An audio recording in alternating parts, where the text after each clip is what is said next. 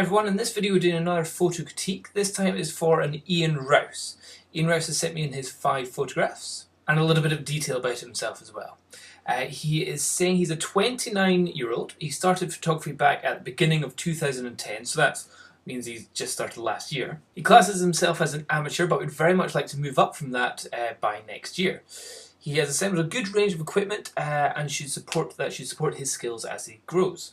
He shoots with a Canon 7D.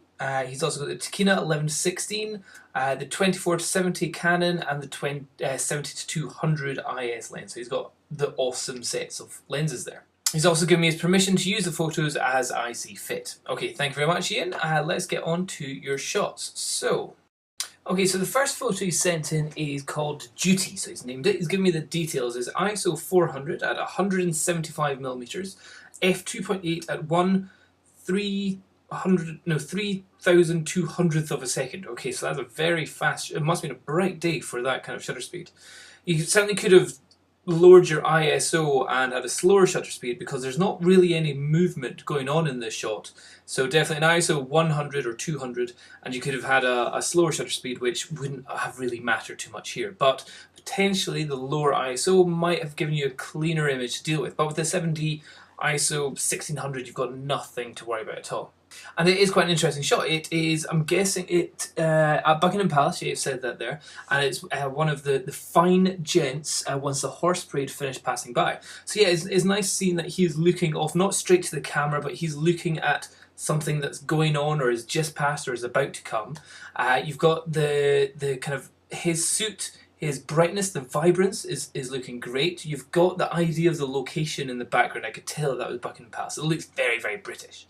The fact that he's almost got a little bit of a cheeky smile on him as well, that he's happy with his day or something like that. I think this is a good capture. I like it quite a lot. The only thing I would say that might make it a more interesting shot is if you, because you're so far away and you're so telephoto, is shooting it just from a slightly lower down position. So it is just like going down onto your knees and getting the shot. And that will just give, what it'd mean is you just get less of this road going on in the background and you get more of the building. So you see more of the location and less of the route to the location. So yeah, having a lower shot, you see less ground here. He would still be in great shot here. So yeah, I think that's the only thing I say. Lower your position to see more of the background. Okay, not bad. Your next shot that you sent me is tiny. It's called Sunset. Let's see if we can make this a little bit bigger. Okay, yeah, for some reason this is a tiny resolution that you've got here. It looks straight off, looks like it's a bit of an angle, but I don't think it is. I think it's just a curve of the horizon. Unfortunately, it just looks like a really grimy, dirty, polluted area. Okay, let's see what you're trying to get here. Sunset ISO 100, 54mm, f16, 100th of a second. This was taken with the Canon 24-70 at the coast of Normandy in France. Just a moment out walking and it seemed right and everything had a flow to it. Okay, so maybe I'm just not seeing the details in here just because of the how much it's been compressed, but my tips are A, it looks dirty. It just, that isn't a golden sunset, that's a gold red blood sunset or anything like that, and that bit of blue sky is not a blue sky, that's just grey, and that's just orangey goo. The people over here, you can barely make them out, and it really is just kind of like this line down here with the kind of blob of sun over the sand. But yet you carried on giving us a whole pile of extra, because all this, which has nothing really to do with the image, this bit here. So this is really a shot of the sunset, not a big blob of dark beach which you can't see. And unfortunately the sunset just isn't an interesting colour to really warrant a, ooh, let's look at that shot. And the people that are in the shot that may have been an object of the image just haven't really been captured, so nobody can really see them. They just seem to be tiny little things, and they're very, very dark there. In terms of rule of thirds, okay, you're way up the top there, but the bottom 2/3, it's just not very interesting at all. I think a different position's needed for that shot. Okay, your next shot, Athena. Let's see what you said here. ISO 1600, 85 f5.6. 200th of a second. Okay, this object isn't moving. You don't really need to be at 200th of a second. If you're at 85, you could easily be at 120th of a second, and then you can bring the ISO down to around about 1000. That would help. Okay, you're saying you just loved it. I would want you to tell me why you loved it. You're saying this is a shot at the Vatican Museum in Rome. Just loved it.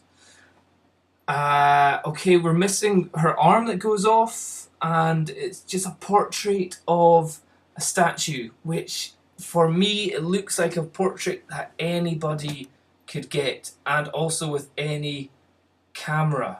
There's nothing really showing to me as that, right, that must have been with a £1,000 camera and a £1,000 lens and done it at really great settings here. There's nothing that's really showing a technical ability that somebody with a point and shoot could have got. Granted, it's a lovely statue and it's a lovely stonework and it's a lovely shadow, but you as a photographer, you haven't really made me kind of go, oh, I've got to go there, I've got to try and get a better shot than that by being inspired. That isn't an inspirational photo in any way. So although you may love it, I don't think other people will be as inspired by it as you are. Very cute, this next one. Friends Wanted. Okay, I'm guessing this is at a zoo. Okay, what's this one? ISO 500, 130 millimeters, f8 1,000th of a second. This was shot at London Zoo. I think the timing was really down to luck, then anything is due to luck with little meerkats. Okay, yeah, meerkats are fantastic things to shoot. They're so much fun. Pretty much, if I was ever to have a zoo, I'd just have a meerkat zoo where you could just watch them run around and play and fight and stuff. It's so much fun. That and groundhogs, they're quite fun as well. But again, I'm just not seeing something that's making me go, oh my goodness, if only I had a lens that could have captured that, or oh, if only I could have seen that kind of more often. It just seems to be three meerkats just standing around.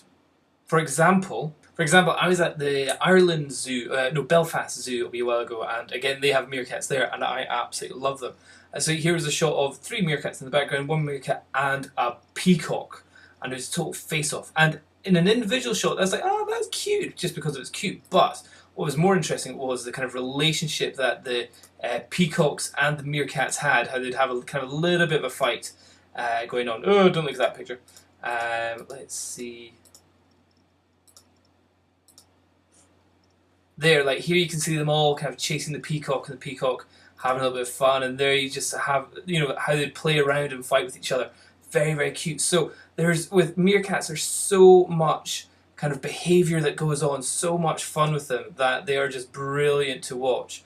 And you can see them all just kind of like chasing the peacock and stuff, or some just going away. So for me, again, this shot, I would say it is a little bit underexposed because the meerkats look a bit kind of dark and not as interesting. But it's just not captured an interesting behaviour that I'm looking for. Ooh, now this last one looks very interesting. Tanks and Shadow.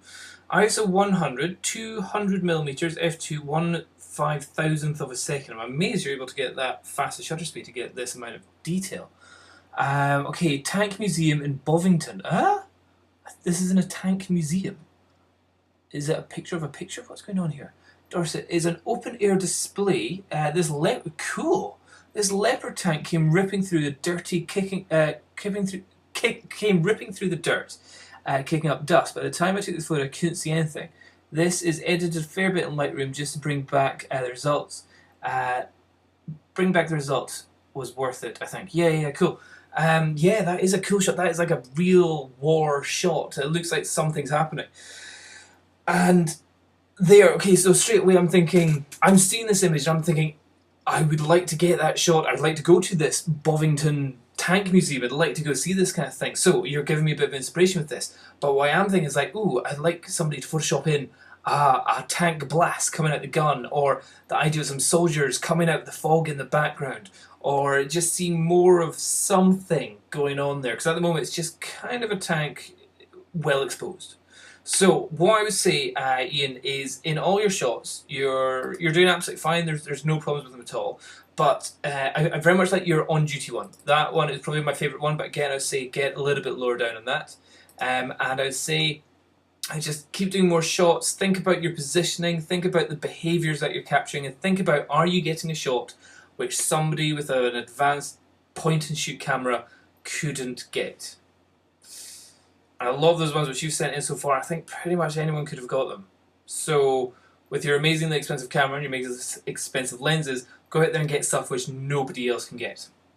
Okay, hope that helps. I hope that helps. Okay, cheers. Bye bye.